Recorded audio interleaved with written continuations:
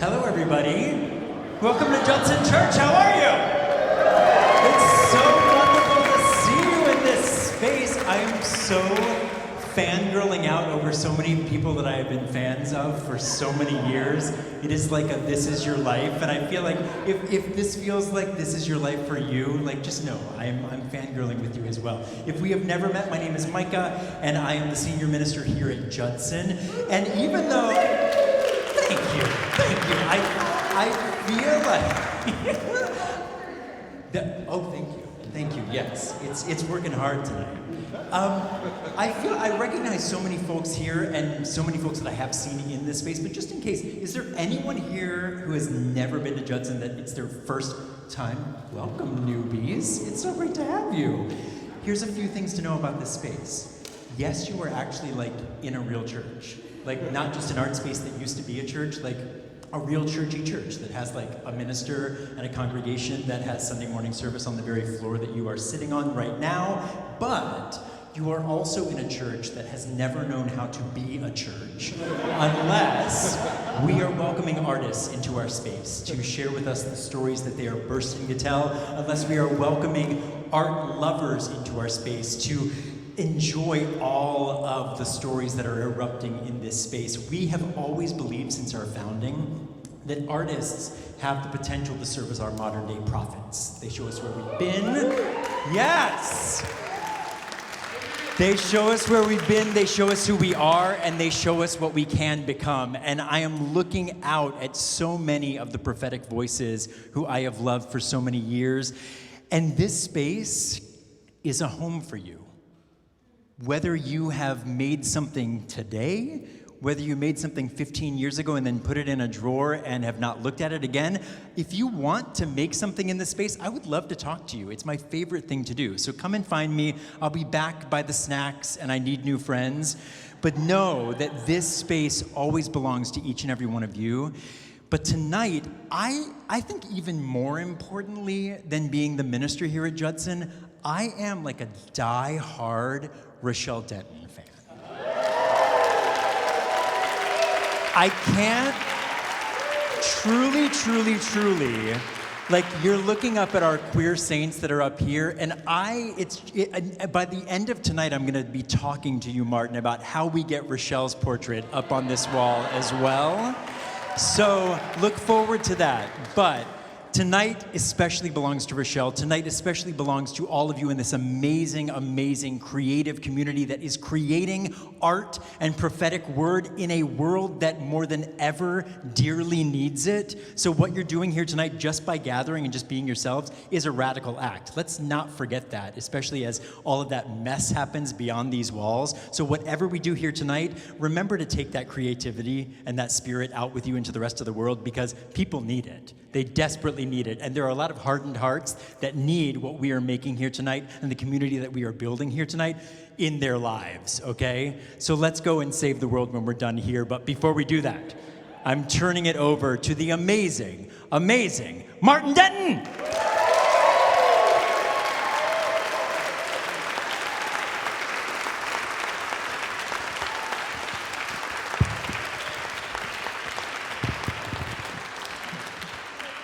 Thank you. Is this working? Okay. Thank you so much. Thank you all for being here. It means so much to me to see so many of you who I have not seen in so long and who were dear to me and were dear to my mother. And it's just wonderful to see you all assembled, to see the old gang back together again. It is just tremendous. Now, I'm going to tell you a little about what's going to happen. Before I do, I want to just encourage everybody. In the back, there is a guest book on the table right by where the exit sign, and I do encourage people to please sign something in the guest book so we know who is here. I also want to make sure everybody knows about the Rochelle M&Ms, which we were thinking about what would be the appropriate food to have at a Rochelle Denton tribute, and M&Ms seem to fill the bill. And so please make sure you get your Rochelle M&Ms before you leave. And that's the big housekeeping stuff. What we're going to do is I'm going to talk a little bit about my mother.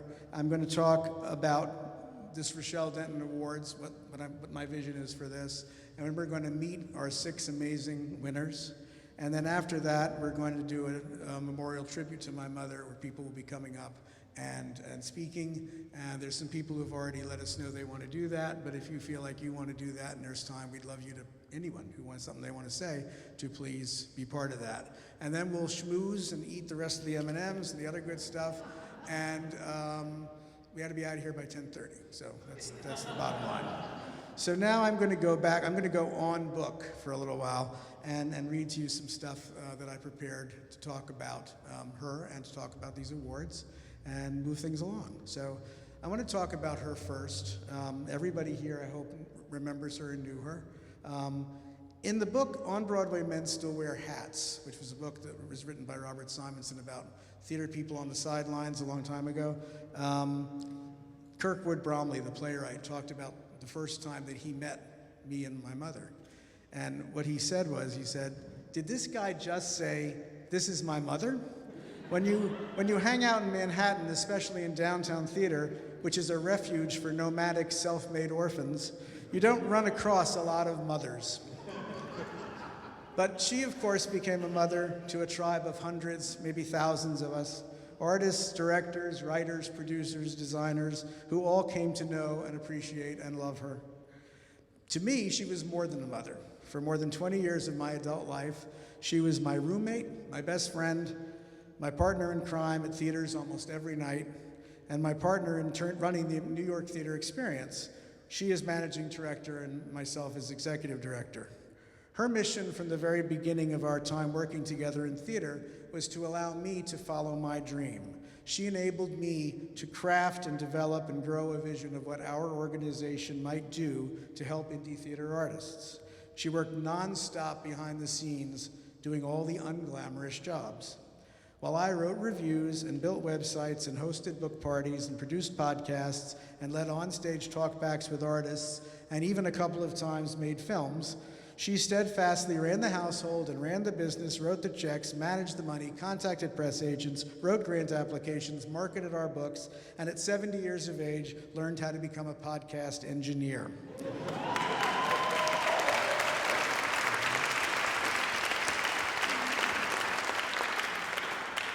Only now can I see with clarity that she, in fact, was like Auntie Mame.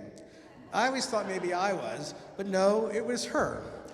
At a time in her life when most people were getting ready to retire, she threw herself into NYTE. She embraced newness with real passion and vigor. In my mind's eye, I see her trotting up the rickety winding staircase at the present company Theatorium to chat with Elena and John about Fringe NYC. I see her running Fringe U with Julia Barclay-Morton at Henry Street Settlement. I see her trooping with me all over Manhattan and Brooklyn to see shows in theaters that weren't actually theaters at all, taking in work that was about as different from the Broadway fare she grew up with as it was possible to be. One of my favorite times at one of those theaters was the night that we were waiting to see a show at a theater. I think it was PS 122, but I may be mistaken as to which theater it was. We were waiting to get in, and two other critics were there, Bob Lasko, who I know is here, and David Cody. And David was remarking how the previous night, when he had sat actually next to my mother at a different theater, how embarrassed he felt because here was this sweet older lady, and she was watching this play, and it was filled with nudity and bad language and sex and violence, and he was just cringing because it was so, such an awful thing for her to have to see. And Bob Lasko, without missing a beat, said, "She's seen worse."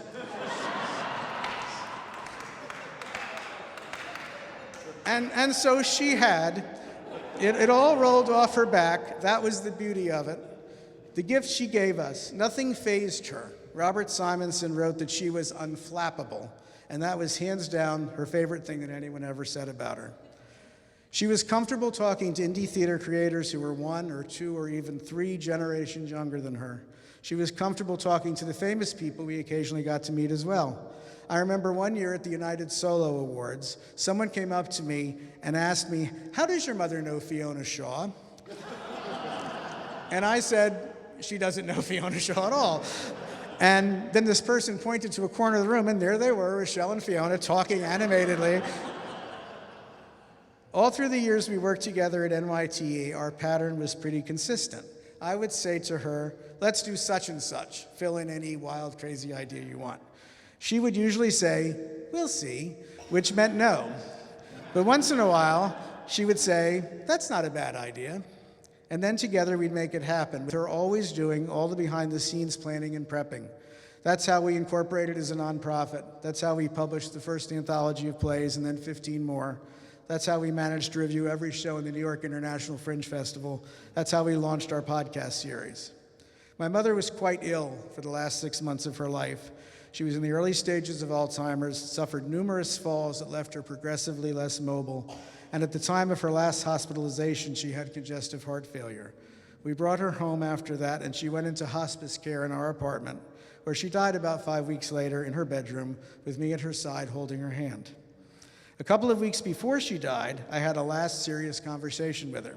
I said, I think we should create a new award for indie theater artists. It would be a way for us to honor mid and late career indie theater people who we know who are still active in the field, a way to provide them with support and encouragement, and also to share some gratitude for all the great work that they've done in the past that we'd enjoyed and appreciated so much.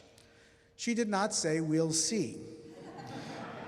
She said, that's not a bad idea. Sorry, technical difficulty here, I'm sorry.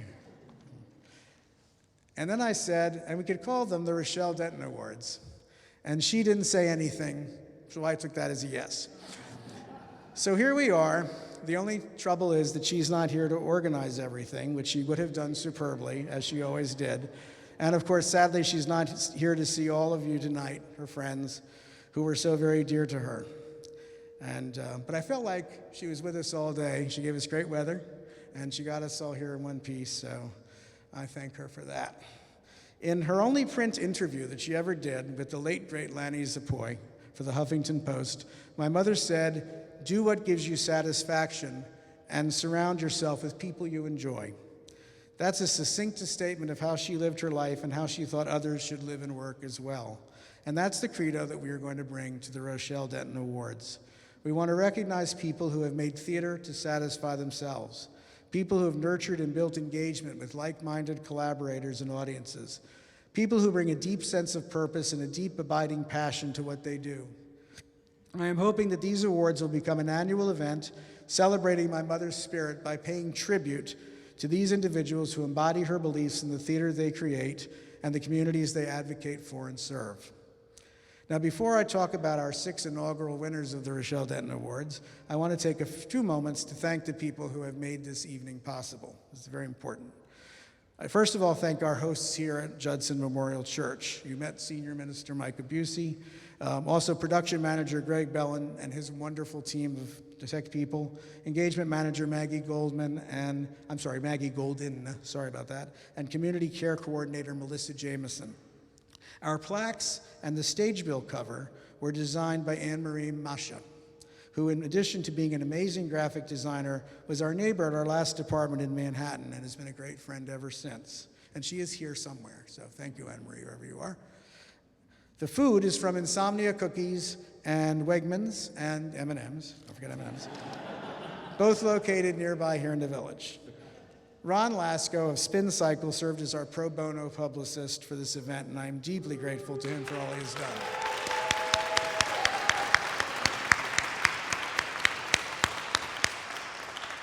Lastly, I thank my family. We are a tight little group, and while my mother was undoubtedly the strong center of it, I think we've all worked together beautifully to make this night happen. My partner, Arthur, I'm going to ask him to stand up so everybody can see who Arthur is. Here's Arthur.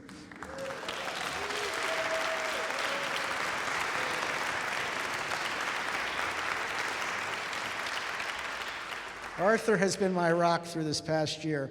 It was nothing short of a miracle that he came into my life at a time when I was going through the most difficult challenges I've ever faced. I am happy that you are all finally going to get a chance to meet him tonight. My sister Nita, you want to stand up? You can stand up.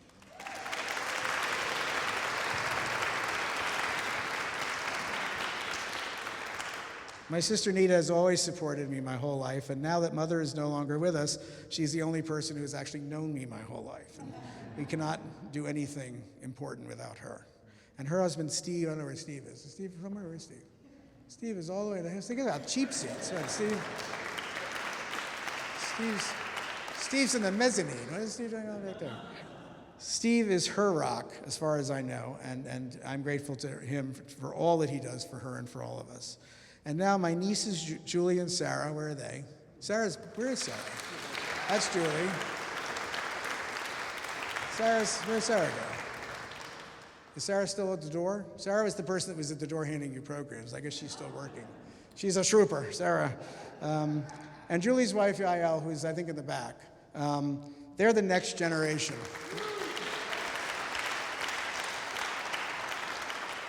Yael has worked tirelessly to do all the technical aspects of this evening, and I cannot thank her enough. But all three of my nieces are the next generation, and in them, I see three young women who are each in their own way living very much in a style that their grandmother would heartily endorse, following their dreams with tenacity and passion. So, now I would like to say a few things, probably more than a few things, about the winners of the 2025 Rochelle Denton Awards. Alphabetically, they are John Clancy, Michael Criscuolo, Tim Cusack, David Fuller, Elena K, and Judith Jarosz.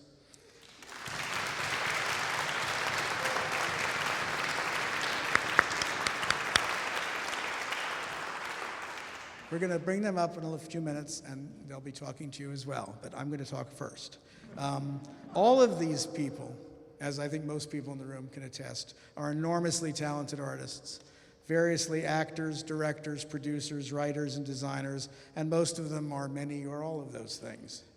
All of them, too, have long histories of support for the indie theater community in New York and elsewhere, as founders and key members of advocacy and service organizations and, of course, important indie theater companies.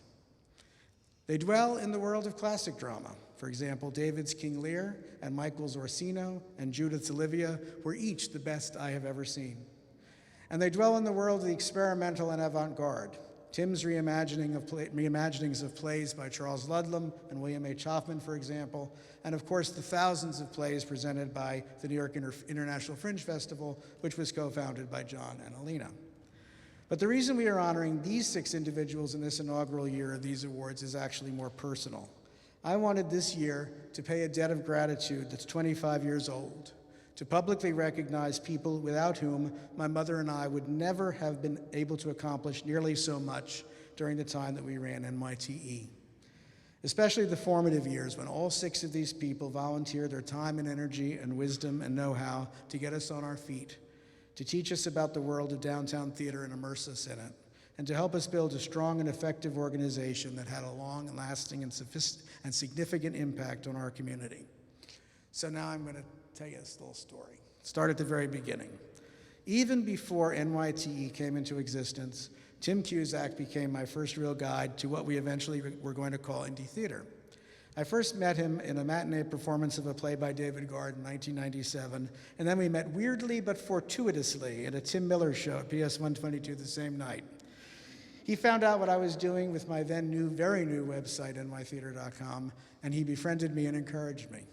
I remember a lunch meeting where we talked at length about the kind of theater he was making, and then seeing him in the 1998 Fringe Festival in his splendid one-man show, Stuntman, where the mechanics of solo performance were laid out for me with a clarity that's never been equaled. Tim volunteered to help me review shows for the next year's festival, beginning a long career as a reviewer for nytheater.com.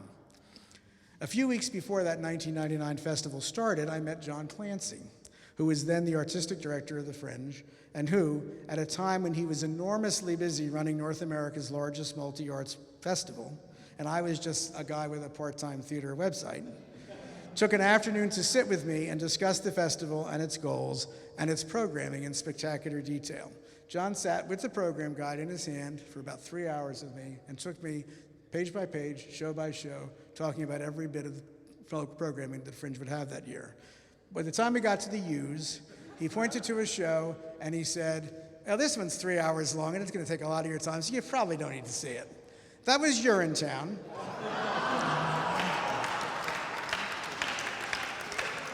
And that's true, right? That's totally true. So I did not see Urinetown at the Fringe Festival. Later that year, NYTE published Plays and Playwrights for the New Millennium, which was our first anthology of new plays by indie playwrights. John and Elena was then producing director of the Fringe NYC, gave us their theater, the Present Company Theatorium, for the launch of our new book. No charge, no questions asked, no fuss. They just handed us the space for a night and helped pack it with hundreds of indie theater stalwarts who made our publication initiative a success. The following year, David Fuller, who was then artistic director of Jean Cocteau Repertory, gave us his company's theater, the Bowery Lane Theater, for the launch of our second anthology, again at no cost to us. And Judith Jarosz, the artistic director of Theater 1010, gave us their space for the fifth anniversary of Plays and Playwrights a few years later. We've known David and Judith since seeing David as Hamlet at Theater 1010 in 1997, and Rochelle and I became avid fans of their work, and as you'll find out, they've responded in kind. In 2000, I reviewed a couple of productions by a fledgling theater company co-founded by Michael Criscuolo and Don Jordan, called Pilot House. That was their company's name. After one of those reviews came out, Michael emailed and asked to meet me for lunch. He wanted to become a reviewer for our website. And though only a few others besides me had ever written for nytheater.com, notably Tim, as mentioned, Michael convinced me to bring him on, and over the next decade, he wrote hundreds of reviews for us, becoming, after me, the second most prolific reviewer. When we decided to review every show in Fringe NYC in 2002, Elena, who is by now the producing artistic director of the festival, following John's departure the year before, she put me on the agenda at the Fringe Town Hall meeting that year, and she gave me the town hall venue for a few hours that same afternoon for our initial reviewer recruiting session, to which many people in this room were there. I know a lot of you folks were there. Not surprisingly, the first reviewing squad that year included Tim and Michael and Judith and David, all of whom remained part of the team for the 13 years that we reviewed every show in the festival. And every single year, Elena found new ways to help us with this project, which was pretty much our signature accomplishment on nytheater.com. She invited me to be the MC of the Fringe opening ceremonies, helping nytheater.com get exposure to the vast Fringe audience. And she gave our reviewers tickets to the Fringe shows before anyone else, which was a perk that no one else got. When we created an advisory council to help us with planning and management of our nonprofit, John, David, and Judith all volunteered to be on it. John was instrumental in getting us our first important grant from the Peg Sanford Foundation. Tim, meanwhile, pioneered new content for nytheater.com, creating an indie theater on the road feature that ran for a while on the site. You don't even remember that, do you? Yeah, now you do, see? He also helped us That's right, yeah, exactly. He also helped us curate our anthology of new indie plays based on classic literature, and he recruited writers to write introductions to each of the 6 sections of that volume, one of whom was David, and another of whom was himself. And Michael took on the task of interviewing all of the playwrights and writing their bios for not that anthology, but all of our anthologies. When we decided to launch our podcast series in 2005, we got assistance from lots of wonderful people, including, you guessed it, Michael, Tim, and David, each of whom went on to program and host dozens of podcast episodes themselves. Michael created a series of episodes called The Indie Theater Life, where he interviewed dozens of artists about how to navigate the difficult terrain of an indie theater career in New York. And John, Elena, and Judith appeared on numerous episodes over the years. When we ventured briefly into the world of public access television, David, Elena, and John were all guests on our pilot program. And Judith plunged in all the way, working with me and a few other volunteers to run the entire TV show, learning to direct and operate cameras.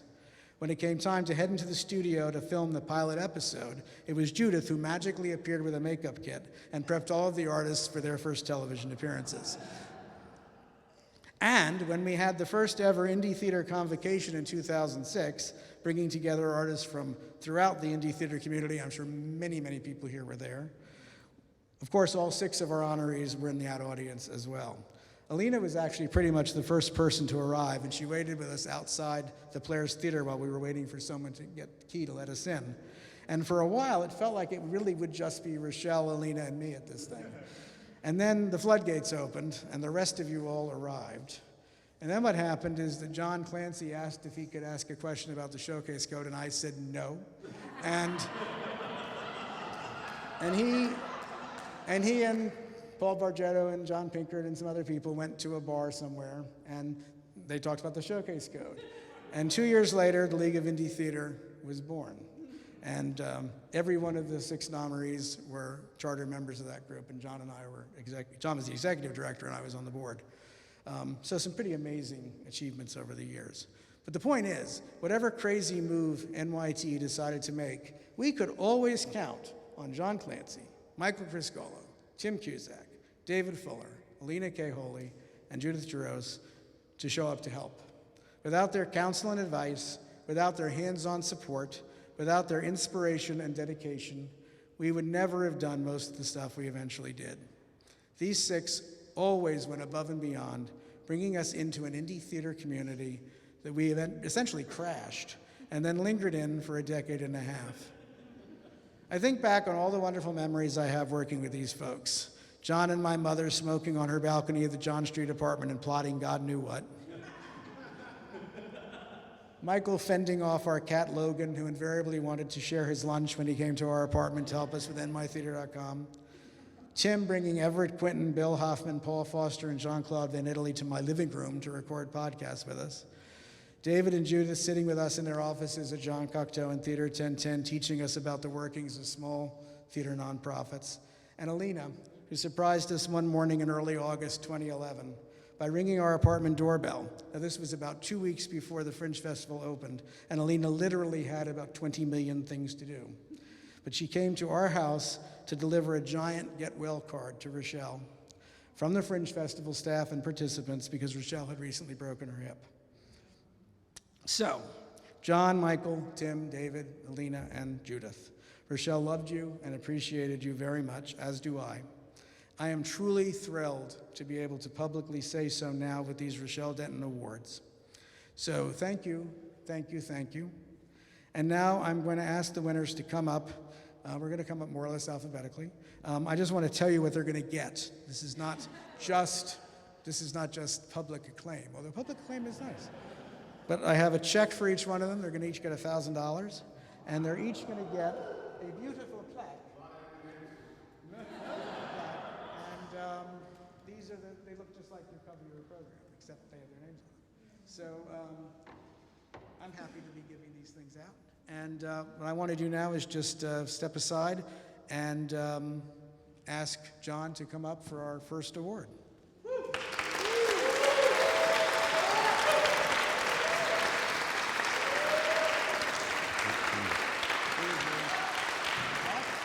Cool. I'm out. Thank you. Thank you, Martin. Thank you, and thank you, Rochelle. What's this thing? I'm going to take it out. I'm going to put this in my pocket. And everyone, all the gathered Dentonians, it's so great, and just so bizarre to see everybody. I mean, wow, it's been a while. And some of you don't look any different, and that's not right. That's not happy. Looking at you, Tim. But it's just incredible to see everybody, so thank you. I'm going to talk about Rochelle briefly, and I'm going to use a word that I don't hear much anymore, so maybe I'll get into trouble, but Rochelle was one of the last great broads. Right? Okay, good. You're on my side. Good. You know, when I was coming up, there were a lot of broads. You know, it was not an uncommon thing. And I was thinking about it. There are requirements. There's criteria to be a broad. You have to be a woman of a certain age, right? There are no young broads. You have to be tough as nails, right? Broads brook no bullshit. You know, if you were in the room with a broad, all your tricks, you know, dances, charm didn't work. They would just kind of stare you down, right? Until you became honest. They had to be funny, not like comedian funny, but they had to, you know, always get where the humor was, where the joke was, and really appreciate it. You know, really like loved that things were, that there was a joke there. But the most important thing, and I think of Rochelle, they had to have an enormous open heart. They had to be incredibly generous, really care about people and take care of people, you know. You were with a broad, again, you knew you were in good hands. You were going to be okay. So I miss her so much. One of the cool things about this award, when I hang it on my kitchen wall, I'm going to see Rochelle Denton's name every morning. It's so great. It's so great. So that's, I think, all I'm going to say. Except for all of you women out there, I aspire, please, become broads. We need more broads in this world, right? Thank you, Martin. Thank you, guys.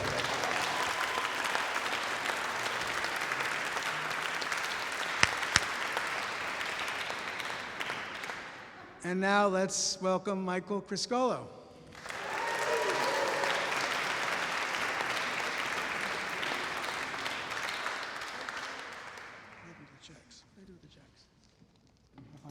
What did you do with the checks? I think John took all the checks. I really do.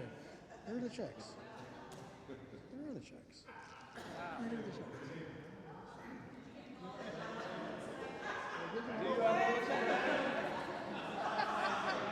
Oh, there you go. Okay. Sorry about Right that. on. Sorry about that. Wow. Wow. Thank you.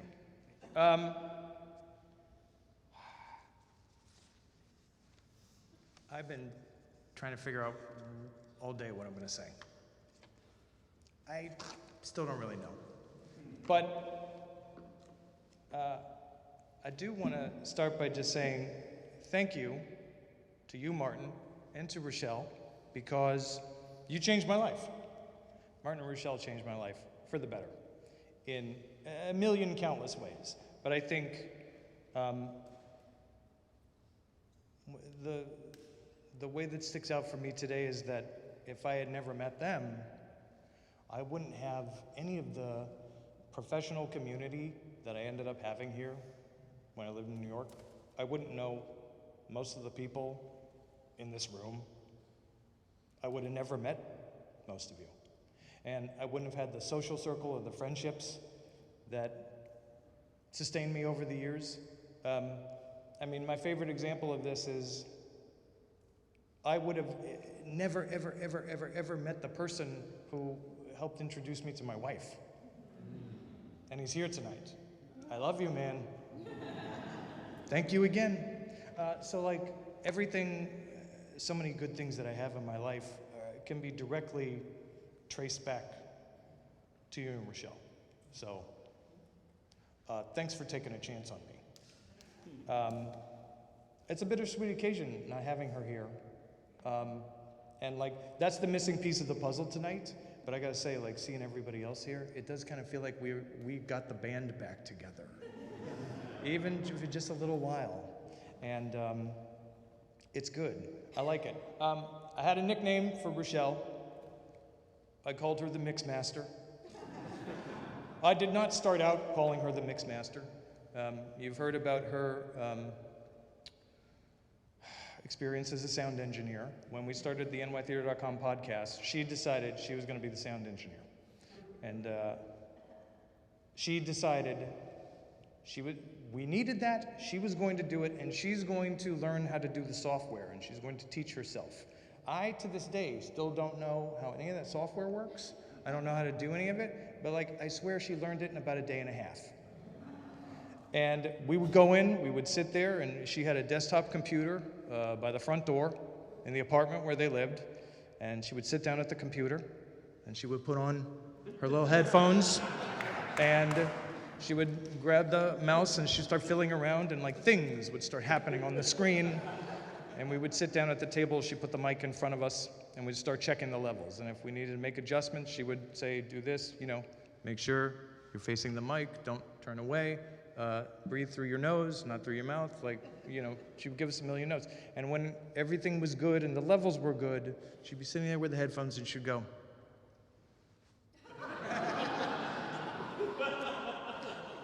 And then she would click the button and she would give us the signal and we would go. And I never knew if she actually liked this nickname. She didn't say anything about it, one way or the other. And I'm like, does she like the nickname? Is she just merely tolerating it because she likes me or she's putting up with me? I don't know. She was very poker-faced about it in that Rochelle way. And a couple years ago, I sent her a birthday card. And I guess I must have called her the mixmaster in the birthday card, because I got an email back from her that said, thank you for the card, I got it, I really appreciate it, thank you so much. And in the email she wrote one sentence that she gave a paragraph of itself. And all it said was, no one ever calls me mixmaster anymore.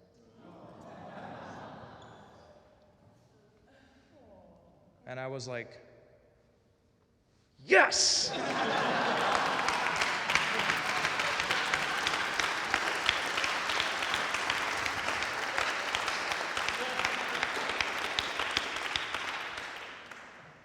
However, I did get to talk to her on the phone earlier this year, one more time, and I made sure to call her the mixmaster. One more time. I've been listening to what everyone has said so far, and it's all true, and I all agree with it. And I just want to say the other thing that I've been thinking about is just I don't know, the spirit in which Rochelle conducted herself. I know I'm reaching a point in life now where I'm kind of like, what's next? What is still left ahead? There's a lot to look back on now and be like, oh, we did some cool stuff. That was good, but now what? And Rochelle was just like a couple years older than me when she was at that point. And what she did this, right? And I find that very inspiring. I've been thinking about that the past couple days, and I'm like, oh yeah, right. This is a good reminder that when we reach that point, and we're like, what's next? The answer can be whatever you want, or whatever it takes, or whatever our people need. And I just want to encourage, I know I need that reminder. I want to encourage myself, and I want to encourage everybody. Just remember that. When you feel like you're up against it the next time, we can all do what she did, and we can do our own version of it, whatever it is. And because look around tonight. Yeah, we haven't seen each other in a while. The website's not around anymore, but it's not over yet, because we're all still here. And like was said earlier, the world needs us now. Whatever it is we do, the world needs it. So let's go to, all right? Thanks for the reminder.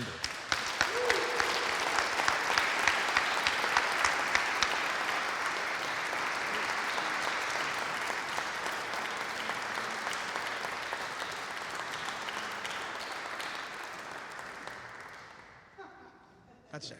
Now, let's please bring Tim Cusack up to the stand.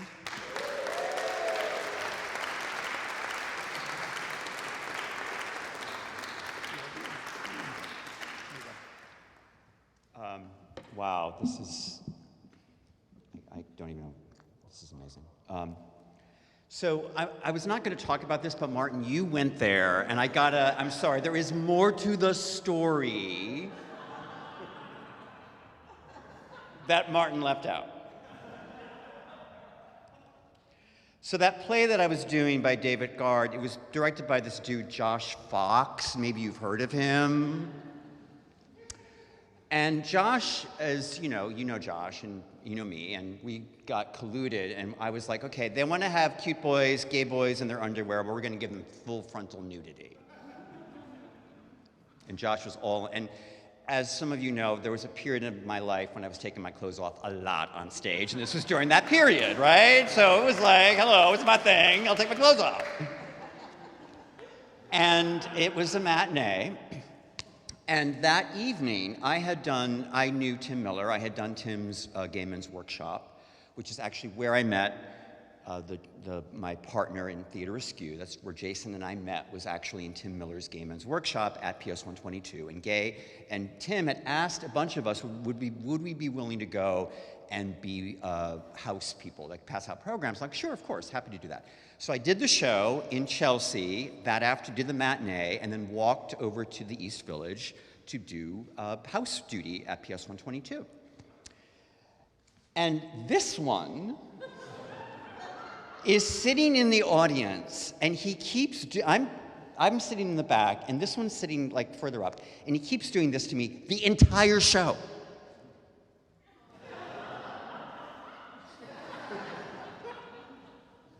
And of course it's me, and I can be spicy. I'm like, what? What is wrong with you? What do you want? And he comes up to me and he's like, this is weird, but did I just see you in a show this afternoon? And of course, Tim Miller got naked in his show, because Tim Miller always gets naked in his shows. And from that moment on, that was the day of the two naked Tims. And it will forever be the day of the two naked Tims. And that's the day I met this man. And it changed my life. A few days before Easter this year, I had a dream. And I'm not talking a dream about you, baby. No, not that kind of dream. I mean like an actual dream, like REM, Delta Waves dream. And in my dream, I am in a restaurant. A very trendy restaurant. Lots of people. There are waiters with trays, like going all over the place. I think there might even have been a dance floor. It was like one of those New York hot spots, right? You know what I'm talking about. And I look out, and I look across this very busy, buzzing space. Lo and behold, who's sitting at a table having dinner but Martin and Rochelle.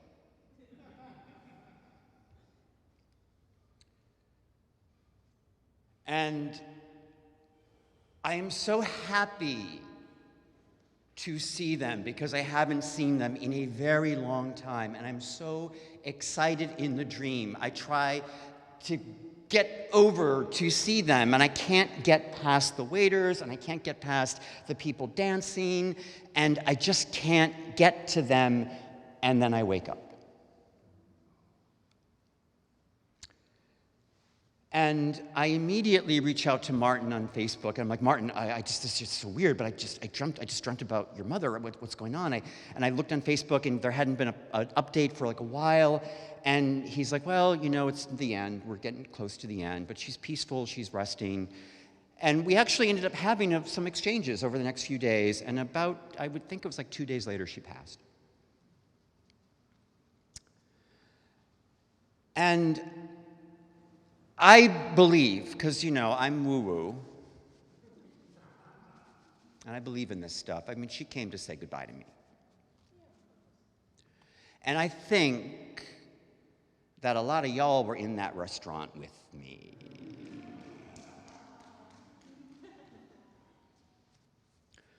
But afterwards, it was such a deep honor. My God, what an honor for her to come and say goodbye, to want to say goodbye like that. It's just I can't believe it. But then I was thinking, why a restaurant?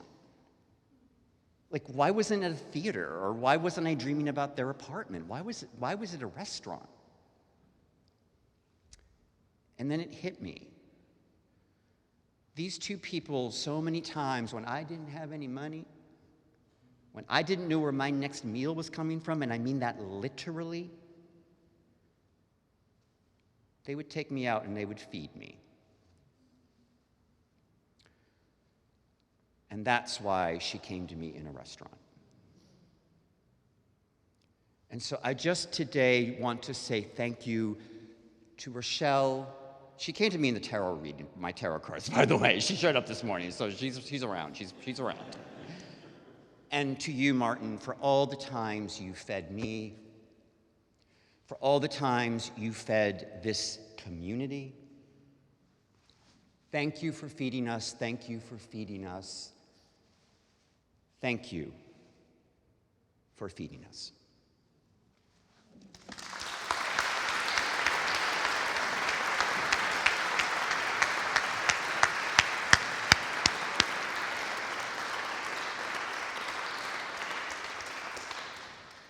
You want to always give awards to really talented writers. Now, David and Judith have asked you're going to come up together, right? So we're going to present at the same time 2 awards to David Fuller and Judith Jarosz.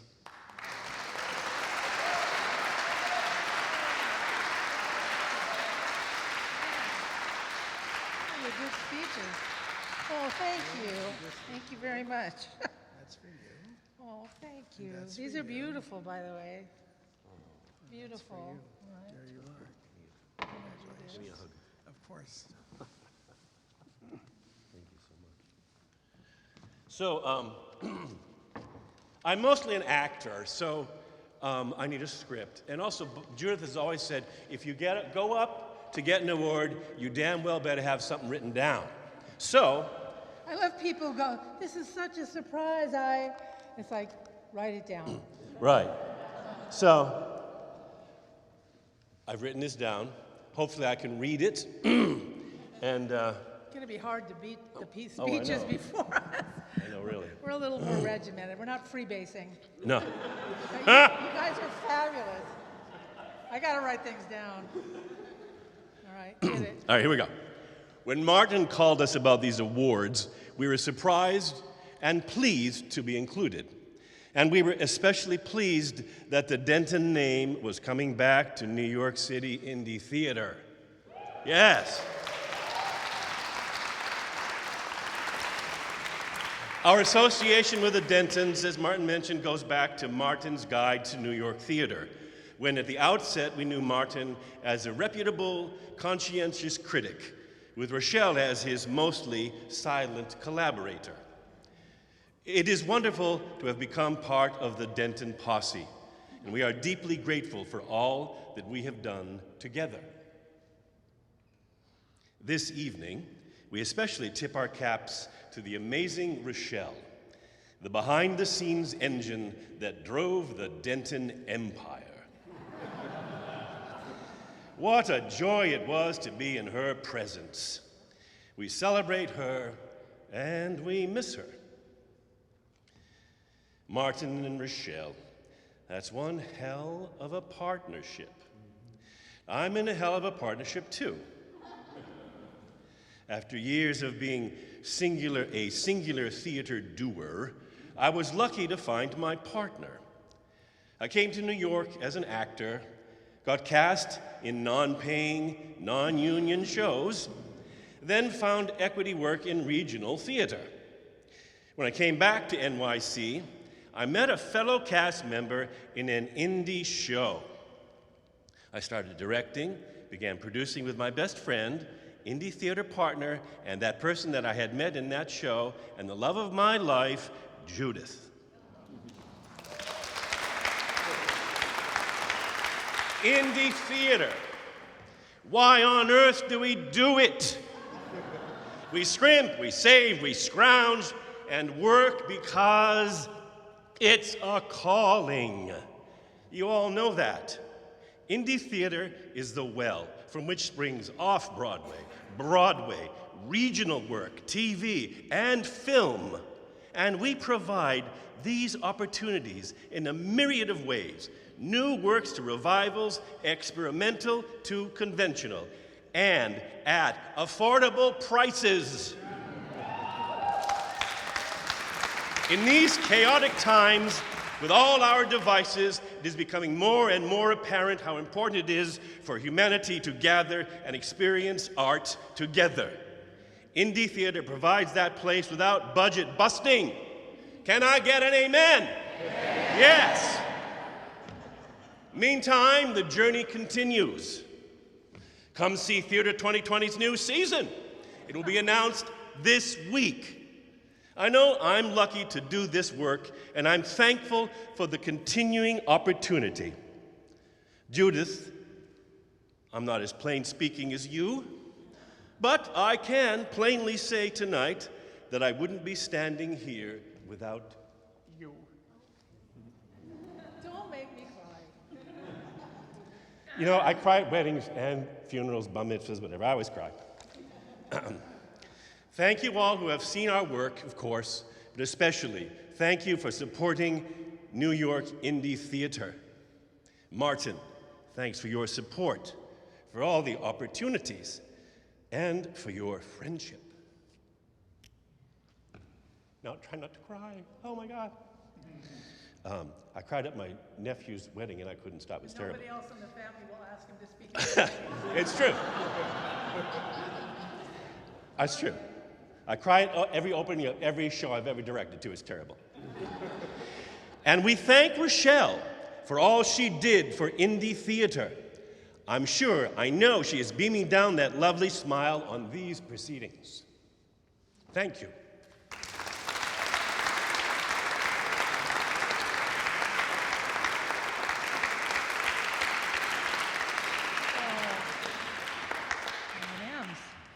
Okay. Greetings, current Earth dwellers. It's a privilege, and I do mean this, boy, it's a privilege to be in this room with so many hardworking folks who care about the arts. I've been lucky. I've been working in this industry a long time, since I was 5 years old, on the West and East Coast, with a few showbiz name changes along the way, in TV, film, radio, and my favorite, live theater. I've been blessed to do Broadway, opera, national and international tours, as well as helping to run several off-Broadway and indie theater companies, and for years had an office at Lincoln Center. I'm currently at the helm of Theater 2020, which is the only union theater company based in Brooklyn Heights. I love showcasing talent, and we have a rather proud record of performers, designers, and stage crew who started with us and are now working on Broadway, TV, and film. Very proud of that. It takes a village, and I'm fortunate to have a stellar co-producing artistic director in David Fuller, as well as a wonderful, supportive, and steadfast board of directors. Can't stress that enough, several of whom are in the audience today. Thank you, guys. I've worked with many famous talents that had or have major celebrity status, and many others that never got recognition. I saw careers soar and others implode due to risky life choices or despair at not getting work and choosing another path. I learned early, very early, not to covet fame, as up close, it did not seem to be easy or helpful thing for people to handle. The people I've always admired the most in this field are the ones who care about other people in this chosen field and who work to help them. Rochelle and Martin are such people. It's nice when someone pays attention. Martin and Rochelle paid attention. They paid attention to all of the artists and administrators producing art for art's sake, not necessarily with the goals of moving the piece.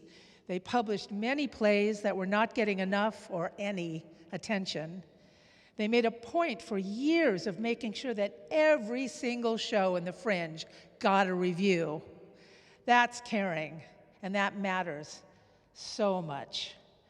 When I was reviewing for nytheater.com, I admired Martin and Rochelle as leaders who stressed kindness. Remember the K word? Martin said, "You are entitled to your opinion, and you don't have to like something, but the criticism had better be constructive." He said, "No one is working this hard and putting so much time and effort into a piece to personally insult you." I loved that. There are so many snarky remarks in reviews that seem more aimed at making the critic look clever than serving the piece and the people who worked on it. As the spotlight is on us, I want to turn it around on everyone.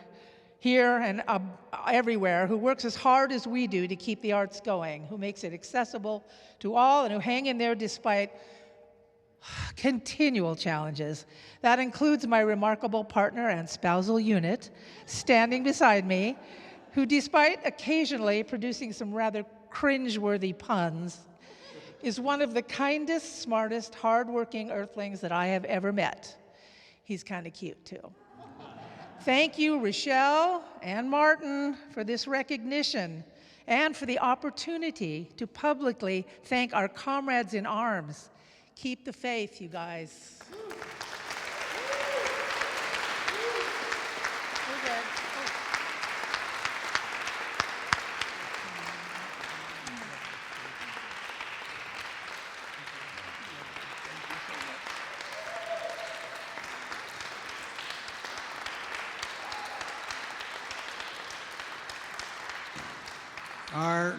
Our final recipient tonight is Elena K. Holy.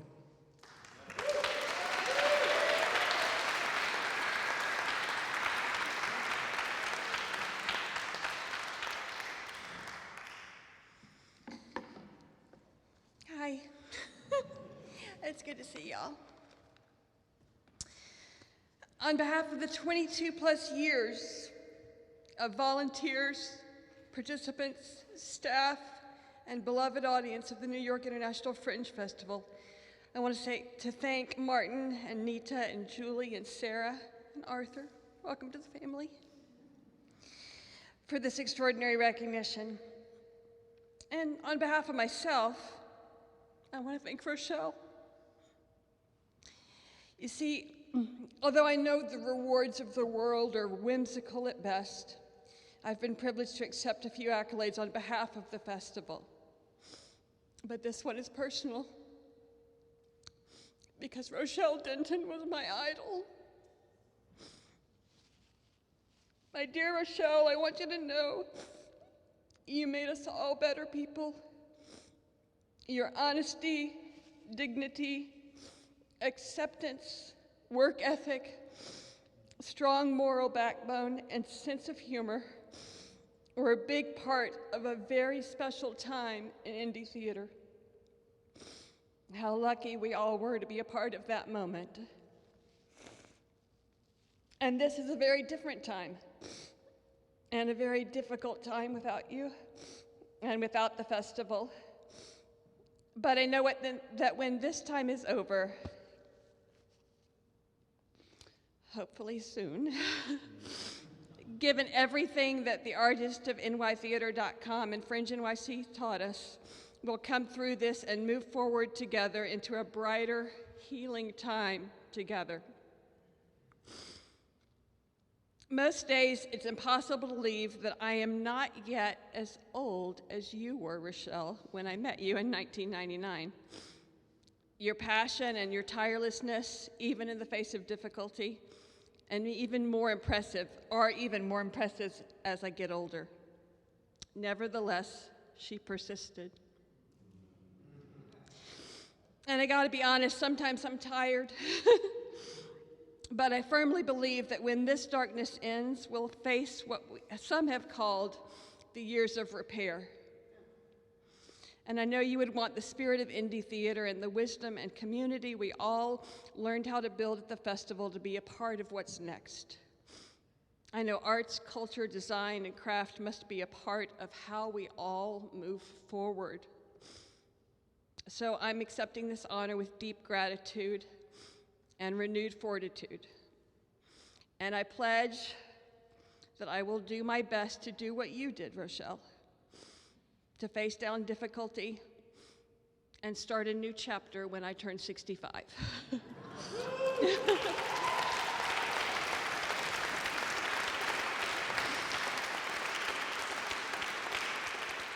But for now, working quietly and in small, everyday ways, it's back to the howling old owl in the woods. And Rochelle, I'll see you on the other side.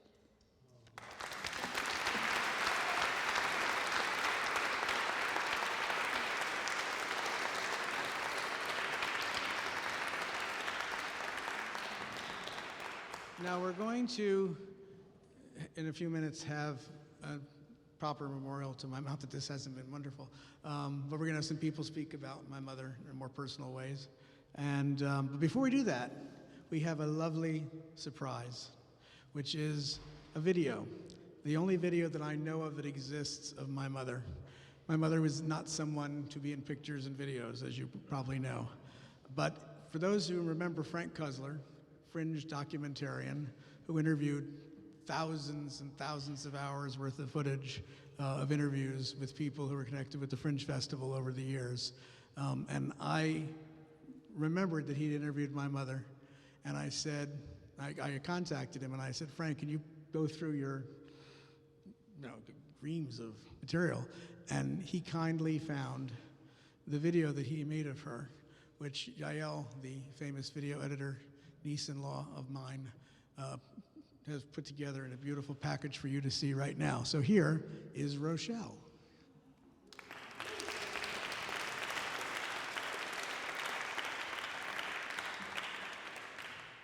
Rochelle Denton interview. Take one.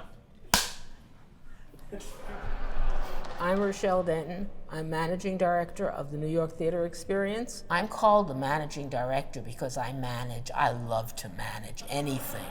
So that's what I do. I was born and bred in New York, so it's just that they changed the neighborhoods on me, but it's the same New York. Where did you grow up? Where I grew up in Queens. I was born in Brooklyn, and they immediately moved. Brooklyn didn't want me, so they moved me to Queens. And I went to graduate of Queens College. And then after marriage, and we left the New York City area until 2000 when I came back to work with Martin. But I never really lost New York because I always felt like a New Yorker. So we just started to go to see theater that was more on what we are referring to now as the independent theater scene. But it was the theater by people that really wanted to make theater, whether it was a musical, whether it was a comedy, whether it was something very deep and something with motives behind it.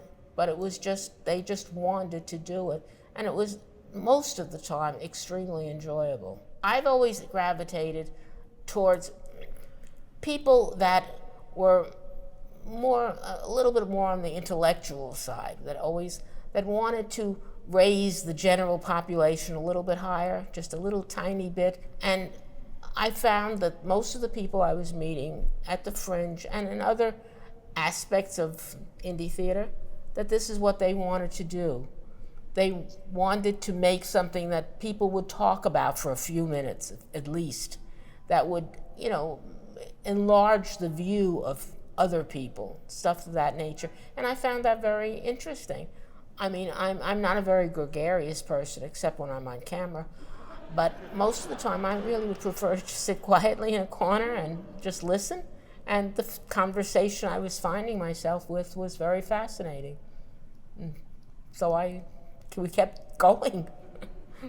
Most of the things we do are on our own website, which is nytheater.com.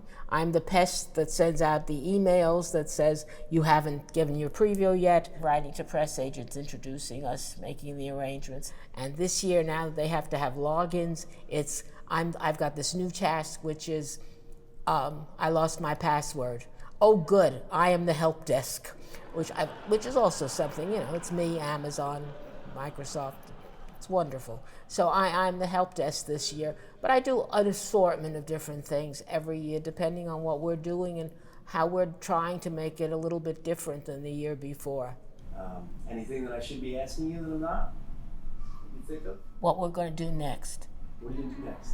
We're going to grow Indie Theater Now, which is our newest website, which is, in fact, we're going to be publishing the plays like we did before, since Elena's been very generous in allowing us to make collections of each Fringe. We're working now on the 2013 collection.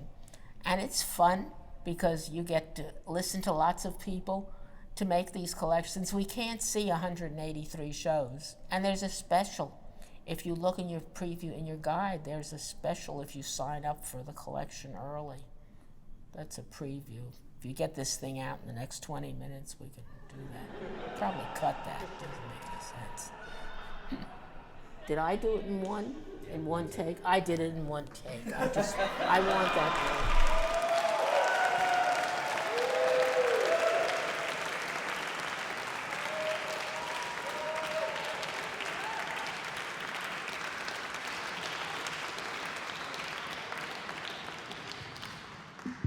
I believe those earrings are available on the earring table.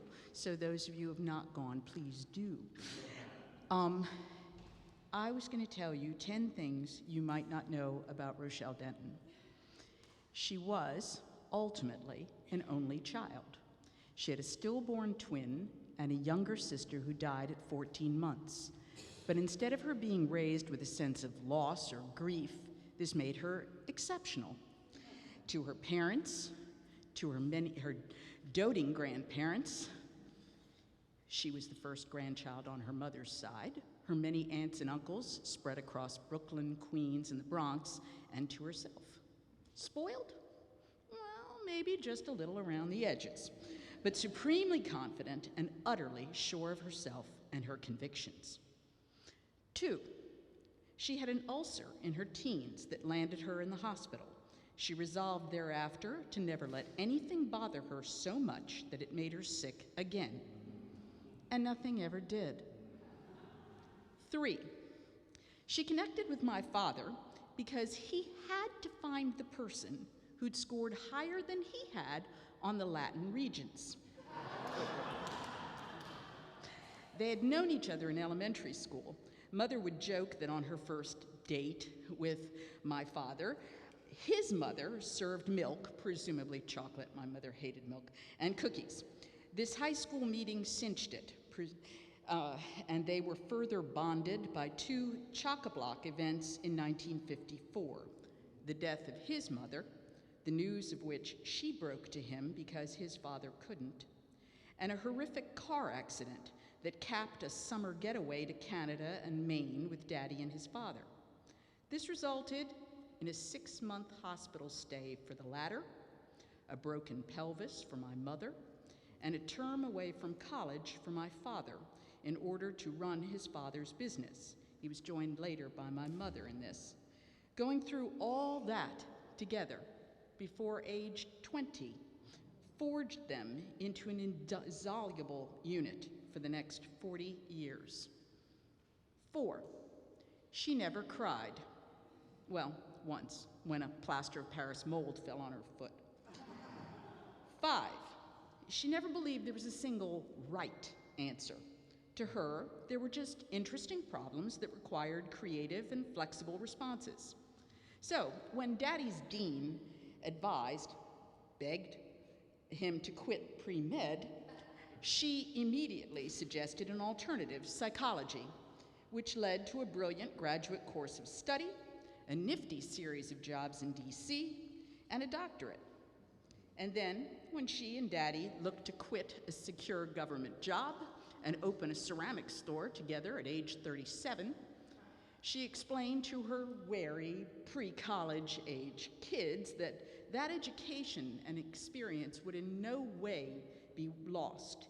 He'd bring everything he'd been and done and learned before to that new effort, and that he would be the best at whatever he chose next to be. She repeated variants of this whenever those in her inner circle hesitated before taking a plunge. 6, she made being a grown-up look fun. She read voraciously, and I adored and envied the days when, on coming home from school, we'd find that she'd gotten absorbed in a great book and had tucked herself up cozily on the couch to read it to the end. 7, she was the most interesting mother on the block. Housework took a distant back seat, while she and my father energetically pursued a series of hobbies. They collected and sold stamps, made and sold costume jewelry, decorated pocketbooks and wall art, painted and sold ceramic mugs, ashtrays, chess sets, and cookie jars. Any vintage craft item you find in any antique shop today, chances are they did it back then. Plus, she sewed her own clothes, with Daddy adapting the patterns on tissue paper from her Japanese language dressmaker magazines. Did it work out? Yeah, note Mandarin coddle. Yeah. Japanese women were petite, unlike the models favored by simplicity and Butterick. Many of their hobbies turned into businesses, which I think she liked more than any hobby, since that involved her very favorite activities, buying stationery and adding numbers. 8, she hated arbitrary systems. She boycotted the movies for 3 decades in protest of the rating system introduced in 1968, declaring it was nobody else's business what movies her children saw. She didn't like Jack Valenti. I mean, she used it really. Okay. 9, she knew or could figure out or find out pretty much anything. She wired all the lamps and Christmas trees we made, the occasional blown fuse notwithstanding. She ran our school library when budget cuts threatened library access. She learned how to use computers beginning in the early 1980s on a clunky TRS-80. She was great at everything except computer games, resolutely insisting on buying chainmail to swim the moat and consequently drowning.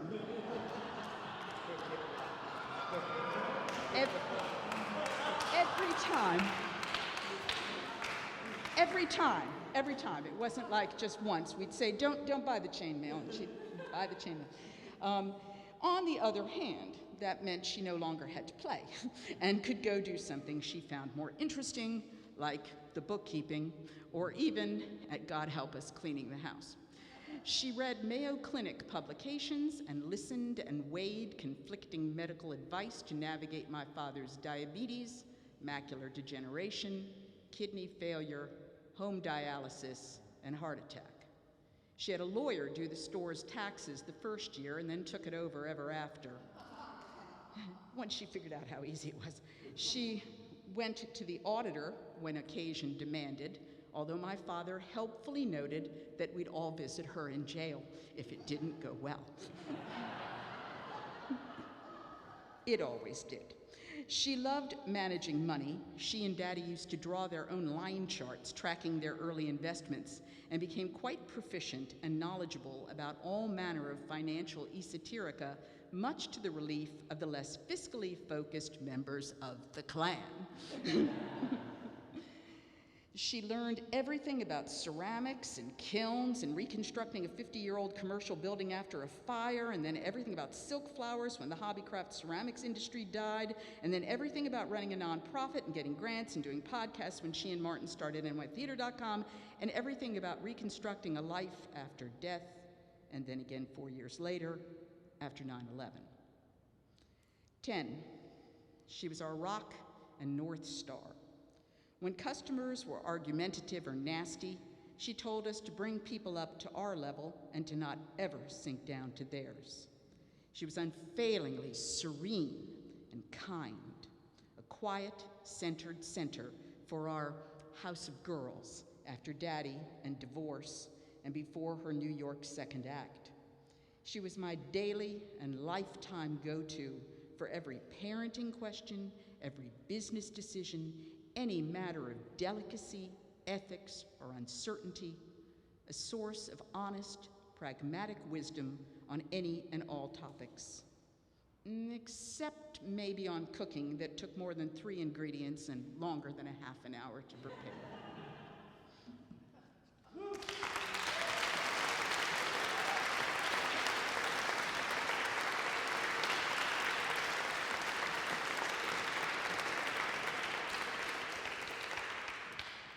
My grandma was the best.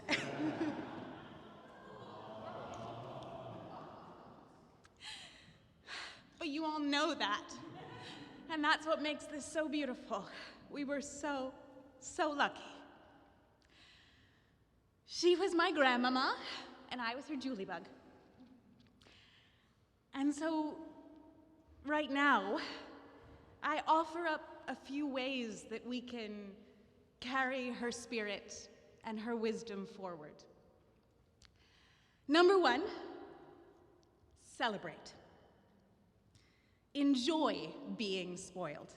Why do you think there is a table of so many earrings out there? It's because she enjoyed being spoiled, and so we loved buying things for her. We loved doing anything that would make her happy, and she enjoyed that. She felt lucky, and she knew she was lucky. She ate ice cream and M&Ms and whatever she wanted. She enjoyed everything, as far as I could tell. Most significantly, her birthday. She would celebrate all month, and so I have a favor to ask. Raise your hand if you were born in June. Okay, June people sit in the back, so apparently. June birthdays. Celebrate all month long and think of her because she loved it. The second thing I offer up is it was amazing how soft and curious and open and flexible and playful she remained. I feel like there's a way with time we can start to harden, and she never did. She loved shows and people and books and ideas that challenged her and stretched her, and she sought that out. And there's something about that openness, that welcomeness, that curiosity about whatever that kept her vivacious. And there was something, and I haven't found what the word is, because accepting and tolerant are not the word. Those are 10 steps behind where she was. But her way of just welcoming in ideas and people and shows, and that everything was welcomed in by her is sort of the best I can come to with that. And all of this sprang forth out of her groundedness, her calm, her patience.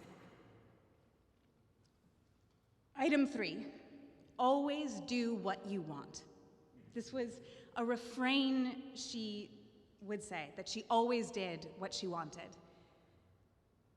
And I'm trying to parse this one out a little bit because it was never selfishness, right? It's not to the detriment of another, but it's this knowing that you are responsible for never having any regrets. You have the autonomy to make yourself happy, to make yourself interested, to have fun, and to give to that. And so much of that was personified in how she supported others' dreams. And what a gift that is, to support other people's dreams. May we all find ways to do that. 4 is love. To love fully and freely and openly. Amanda Gorman talks about love far better than I could, so I'm going to read a poem for a moment. It's back to the past. At times, even blessings will bleed us. There are some who lost their lives, and those who were lost from ours, who we might now re-enter, all our someones summoned softly. The closest we get to time travel is our fears softening, our hurts unclenching, as we become more akin to kin, as we return to who we were before we actually were anything or anyone. That is, when we were born unhating and unhindered, howling wetly, with everything we could yet become. To travel back in time is to remember when all we knew of ourselves was love. Love is what my grandma was to me. So we're going to practice that for a moment. Because she had a way of saying hello, and you would feel the love in it. You'd feel the enthusiasm, sometimes the mischievousness or the playfulness in her hello, and in how she said a person's name, and if she had a term of endearment for you. So in a moment, you're just going to turn to somebody near you and either say hello, or if you know them, say their name or a term of endearment for them, and just let all of you, all of your love, embody in that. Okay, 3, 2, 1.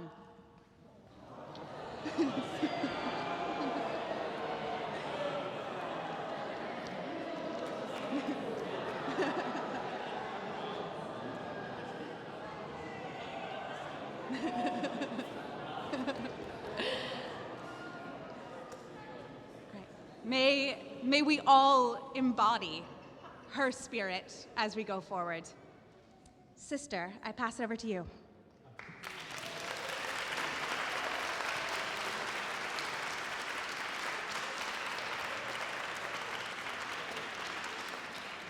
It's probably not really spoken about, but our grandmother had a beautiful singing voice. And I remember that she would sing Gershwin to me.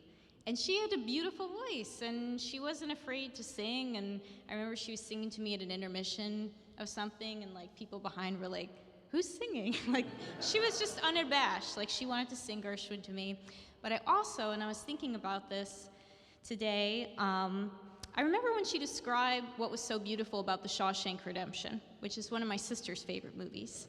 And we both loved Stephen King. I mean, who doesn't? It's fabulous. So she explained what was so beautiful about it, because I was like, oh, and the film and this and that. And she's like, no, Sarah, it's about the relationship, the friendship between Andy Dufresne and Red, and how this was this beautiful relationship.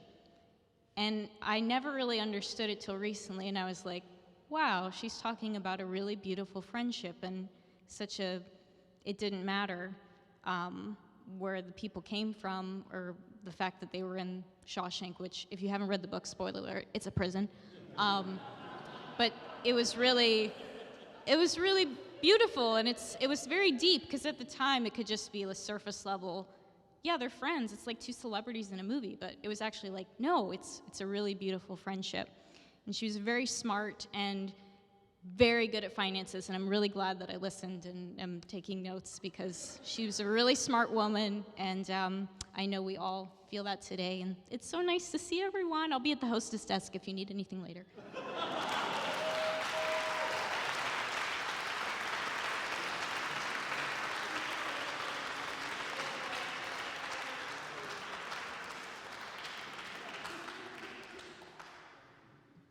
I can't believe I got asked to speak at this part. My name's Julia Barclay-Morton.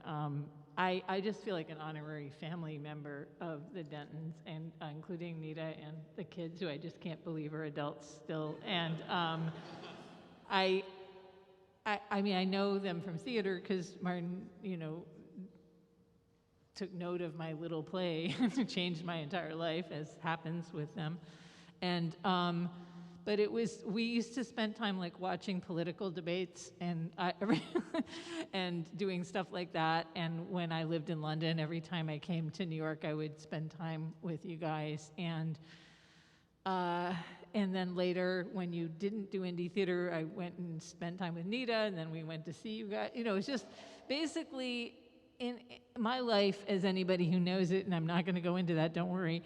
It's very, very disrupted, and you all were this consistent force in my life. And Rochelle, I'm afraid to say her name because I just will not stop crying. She was just there, in a way, like capacious is the word I think you were looking for, Julie.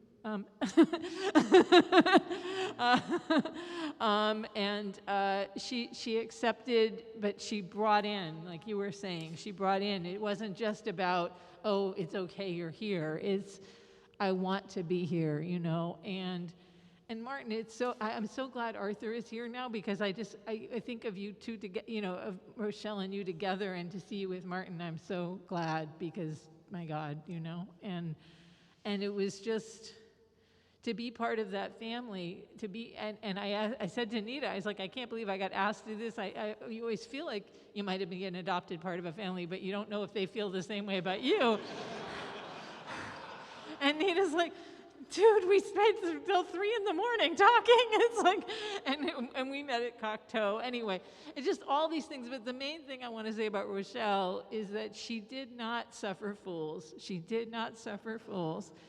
And aside from being abroad, which is a great description, she also, she just, oh God, I just don't know how to say it. It's just she really hated pretense. She really hated fucking pretense. Sorry, I'm going to say the word. You know, and that's the thing I loved about her the most. And the other thing, and it's in the program, and I'm so glad too, that she really did care about everybody. You know, it wasn't, the hierarchy thing was not a big deal. And that's another way that we connected. And I'm so glad I saw her, you know, when I did, not very recently, but, you know, when you guys were in New Jersey. And she really, really hated the guy that's president now. And I think we need to know that. And I'm glad she doesn't at least have to suffer through this. But you know, I feel like she's the opposite of all that. And I remember her saying how, oh, I remember those guys in Queens. I remember them. And you realize, oh my God, she did. She does. She knew them. Like, and she meant it. Like, literally. It wasn't just like people like him. It was, and we need more of, of her. And I just want to say there was another broad, and I want to say her name because she would be getting an award now, which is Nan, John.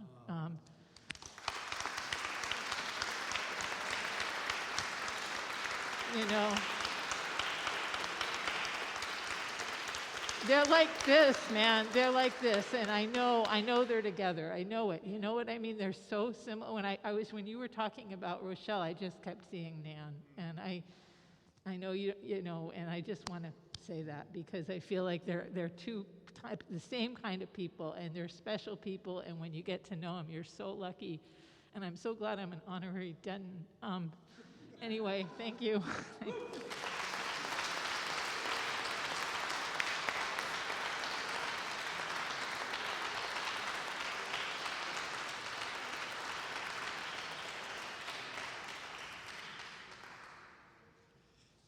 Hey, so when Martin reached out to me, he said, we're going to be giving out money and awards to some really distinguished and important people, and I said, thanks, and he said, no, not you. And I said, great. He said, will you talk? And I said, sure. Can it be early on? No, you got to do it after all these people have said all these things, so you have to live edit in front of everybody. So here we are. Hey, I'm Chris Harcum. I'm an actor and a playwright, and in 2017, I created and performed a show called Martin Denton. Thank you. And Amy, my wife over there, directed it and did a lot of work. In some ways, the Rochelle to my Martin in the process, I should say. Just it wouldn't have happened without her. I had to make that show, and I know it was an imposition. I know it was, a burr in the side. I do that. I'm kind of like sand in the Vaseline. I really want you to remember me. So I had to do that show, and it's not just because, and I'm going to just paraphrase a segment here, but by the end of the time of Martin and Rochelle's time in the city, they had published 187 plays and 16 books, 1,347 plays online, made over 2,000 blog posts, produced 459 podcasts. Martin reviewed 3,032 shows and edited 7,399 reviews for a total of 10,431, and their website had over 73 million hits.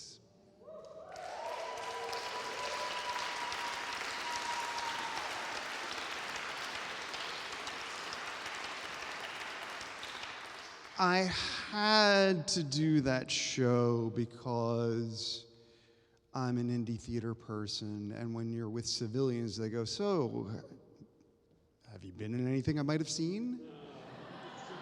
And you think, well, go ahead and rattle off everything you've seen, and we'll figure out.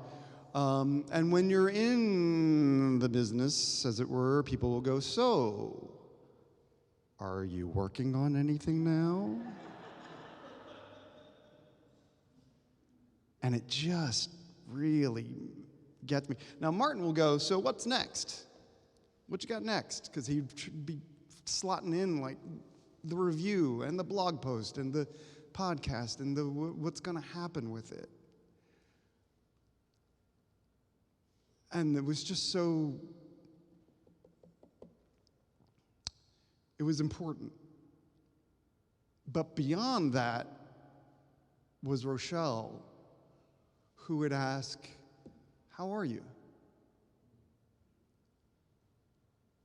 And you sit and you think, well, I'm trying to figure out this show. I don't have any money, and people won't come see me thing, and I don't know.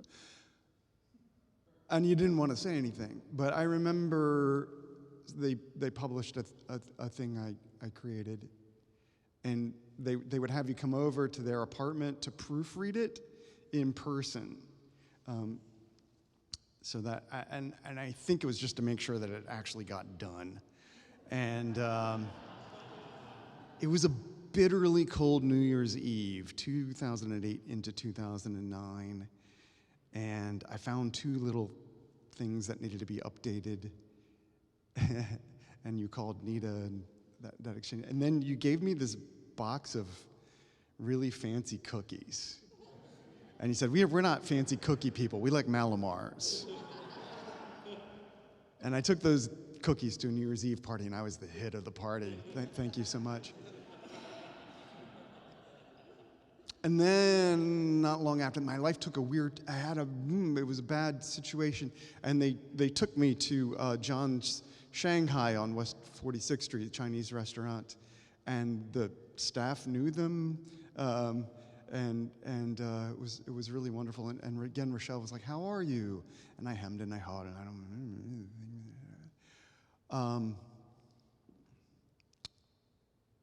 And I finally, it was a Christmas party, and she asked me that question, and I just everything. And she said a variation of what you said, which is, well, you don't have to do anything you don't want to do. And I floated on that for like 2 weeks, because there is so much obligation. Now, when I made Martin Denton, the idea was that I was going to be doing verbatim theater like I did over at the Metropolitan Playhouse, where you'd interview somebody and then do this solo performance as that person, right? So I'm going to interview Martin in there, and I'm in their kitchen, and I've got the recorder going, and Rochelle's like over there kind of peeking in around the corner. And she kept getting a little closer and a little closer. And then she added a little thing, a little thing, a little thing, a little thing. And Joanna Parson actually transcribed the whole interview, right? And it was a lot of transcription. And then that had to get condensed down. But when I saw how much was Rochelle contributing to this, I had to have a Rochelle in the show. And I got this very wonderful clown, Marisol Rosa Shapiro, to play her. And she was absolutely delightful.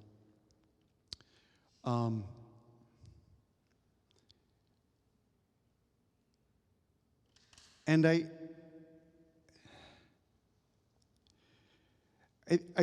think I think the thing about Rochelle was that she was a gatherer of people. Even like, because I went back through and I looked at the text, and you were talking about how there was the kiln in the basement in DC, and then there was a cup, and then there was her going to the community center and teaching some classes, and then on Christmas Eve or whatever, you open the curtains, and there was a parking lot full of people coming into your place to get the ceramics. And I think that extended on. And I think in this time of so much oppression, instead of asking people what they're working on, ask them how they are. And do what Julie was saying there and bring people together. Thank you.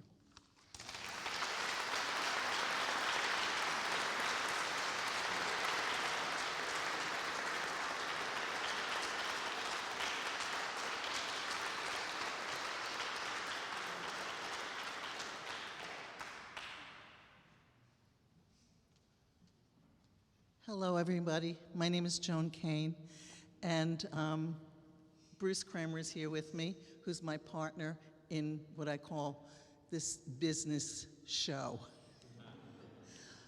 I remember, Rochelle, there's so many memories I have, Martin, of your mom, so many, but one of the memories I have is that you all came and saw a show that I had directed. We were producing it. And the soundboard like totally conked out. Who here has ever worked in a theater, in independent theater, where the soundboard or the lighting or something technically goes wrong? Yes. Well, that was one of those days. And I was totally mortified. I was like, oh my goodness. And I was like this after the show. We fixed it. You know, we took a little break and we fixed it and we apologized and it went on. And afterwards I was like, oh my God, how can I show my face? And Rochelle came up to me, and she took my hand, and she said, that was beautiful, Joan. And I was like, is this lady crazy? And then she said something to me that, and I believe because she did say this to me, I'm still here, I'm still doing, I'm still fighting, I'm still creating theater today because of what she said to me. She said, keep going, keep going. Don't stop. We need you. And I will always hold that in my heart. I continue to hold it in my heart because I have times in this business where, why am I doing this? And I always remember Rochelle doing that, and I'm totally grateful. And thank you. Thank you so much for sharing your mom with us. Thank you.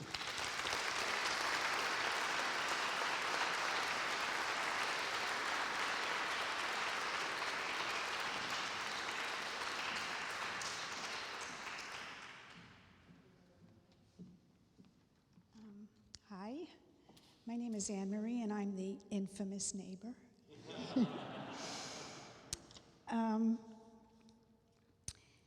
I just wrote something quick. So, whenever there is a Denton gathering, one of the first questions I'm asked is, how do you know Rochelle?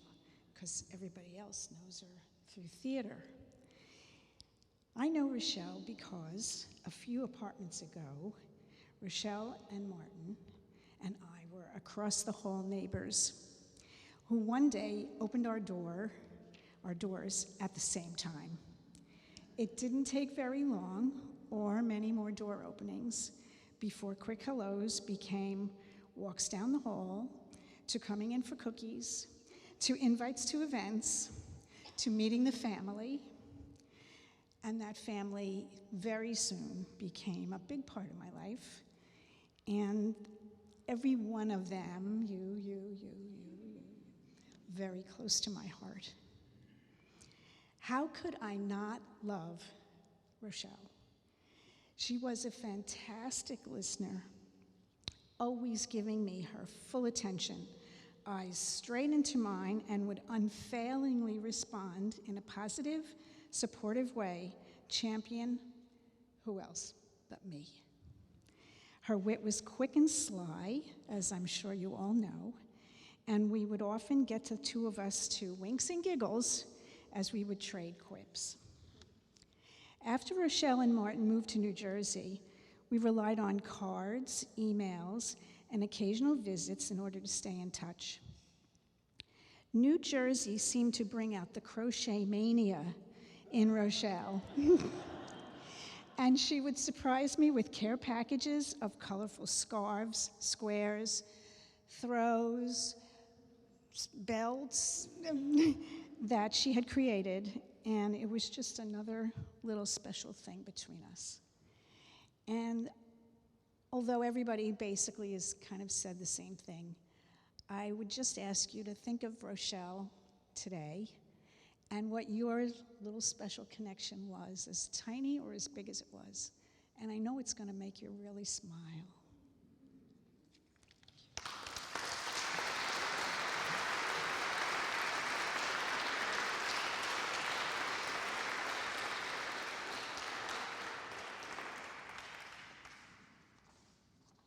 Now, what I'm going to do now is to read something that was prepared by another longtime dear friend of Rochelle's and me. I know some of you probably met this person, Bev Willey, who lives in Oceanside, California. She's about my mother's age. She used to come with her sister and then with her friends for yearly or biannual visits to New York to see theater. She's a big theater lover. Anyway, she asked me to read this. She can't be here, obviously. But she could be here, but she's in California, so, you know. So this is what Bev wrote about Rochelle. I first met Rochelle in person in May 2001 when my sister Ruth and I were in NYC for the theater. This was after 2 years of Rochelle and Martin's kind and generous guidance to the world of NYC theater on nytheater.com website. Our first in-person meeting was to be at South Street Pier. We were to meet them there and then have lunch at South Street Seaport. Having never seen them, I asked Rochelle how we'd know them. Rochelle said, "You can't miss them. I'll be the tall blonde with the entourage of followers." She said that. I knew from the start, even before meeting her, she was one very special, sharp, clever, witty, and very delightful lady. We spent over 2 hours laughing, eating, talking, and having a terrific time. Then Martin and Rochelle walked us to the World Trade Center where we parted company. Our second meeting a couple of days later was at dinner in Greenwich Village at Monty's, which turned out to be our most favorite restaurant in all of New York, with Rochelle, Martin, his sister Nita, her boyfriend Steve, and her 2 daughters, Julie and Sarah, aged 10 and 14, who were the kids' theater reviewers. We got to meet the whole family, all brilliant, sparkling, terrifically talented, and thoughtful people. From there, we walked over to the Bowery Lane Theater on the Bowery for a reading of excerpts from 5 of the plays from Martin's anthology.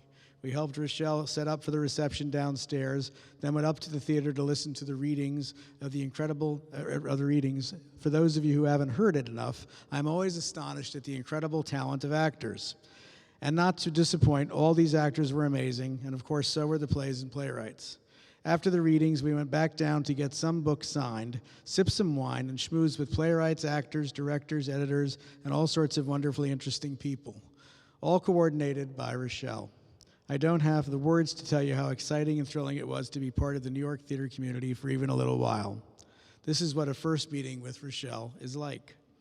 This was the first of 25 years of Rochelle's hospitality, charm, wit, and caring. She was truly a one-of-a-kind, very special lady, one we will never forget. Rochelle will always be a very special part of our lives and very much loved. I feel very fortunate to have known her. Beverly Willey.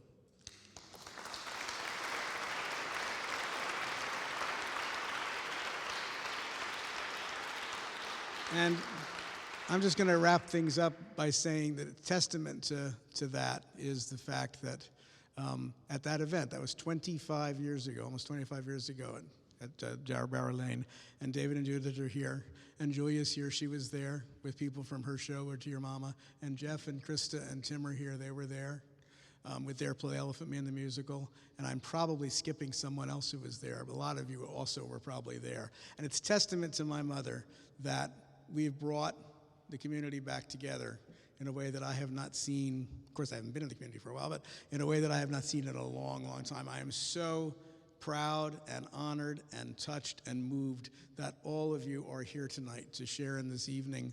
People who I have met through Fringe, who I've met through being nytheater.com reviewers, who we met through our podcasts, people who are now in, continuing to fight the fight in the world of indie theater, which I'm very thrilled about, and people who have moved on to other amazing endeavors. I mean, Nat Cassidy, are you here, Nat, still?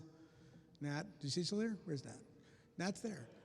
Nat's he's a famous science fiction author. He's like a best-selling author. I'm so proud of her and learned everything from me. No, it's not true. But I'm so proud. I'm so proud of the achievements. Seriously, I'm so proud of the achievements of all these people. I'll tell you one last thing that I'm so proud of. I did a podcast to help plug this event through Stage Whisper, which is a podcast that came, that's a new to me. And when I met with Andrew, who is the guy that interviewed me, who runs that lovely podcast, he said, because my Zoom name is Martin Number 11 Productions, because that's when I Zoom for Julie and Ryan. Anyway, he said, how come you're Number 11 Productions? How do you know them? And I said, well, I'm their uncle. And he said, they're great. I know them. They're terrific. They are wonderful. I've interviewed them. They're great. He had no idea who I was, no idea what mitheater.com was. But was a fan of theirs, and that's just the way it's supposed to be. And my mother would have loved that better than anything. I think it's now 9:30, so I think we probably want to adjourn to the refreshment area, and let's just talk informally. And thank you all for being here. This has been a wonderful night.